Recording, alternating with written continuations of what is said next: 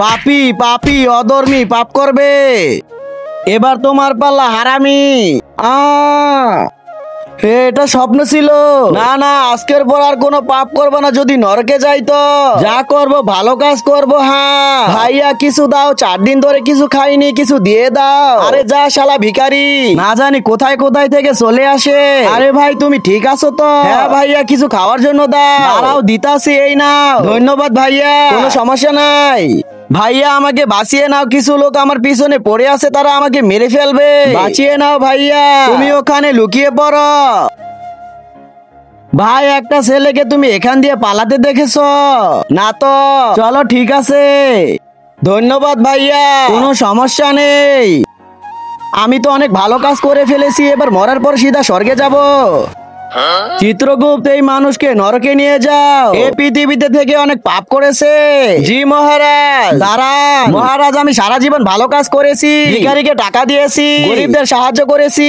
থামো, আমি সব জানি, কিন্তু যে ভিখারিকে তুমি টাকা দিয়েছো সে মদ আর সিগারেট খেয়েছে, যার ফলে তার শরীরের অনেক ক্ষতি হয়েছে, আর তার পাপ তোমার ঘাড়ে চেপেছে। আর তুমি যে গরিবকে সাহায্য করেছিলে সে কোনো গরিব নয়, সে ছিল চোর। তুমি যা কিছু করতে চেয়েছো সব পাপে পরিণত হয়েছে। তুমি ভালো কাজ করার চেষ্টা করেছো, তাই তোমাকে একটা সুযোগ দেওয়া হলো। পৃথিবীতে যাও, ভালো কাজ করে আসো, তারপর তোমাকে স্বর্গে পাঠাবো।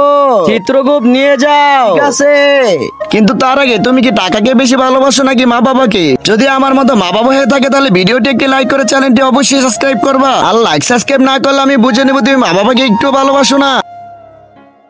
খিদে লেগেছে, খাওয়ার জন্য কিছু দাও, আমি ওকে সাহায্য করি।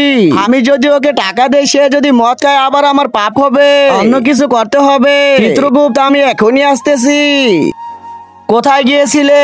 এই ক্ষীর বানাতে মহারাজ। আমি যদি ওকে টাকা দিতাম শালা মদ খেত, তাহলে আবার আমার পাপ হয়ে যেত, এই জন্য আমি ক্ষীর বানিয়েছি।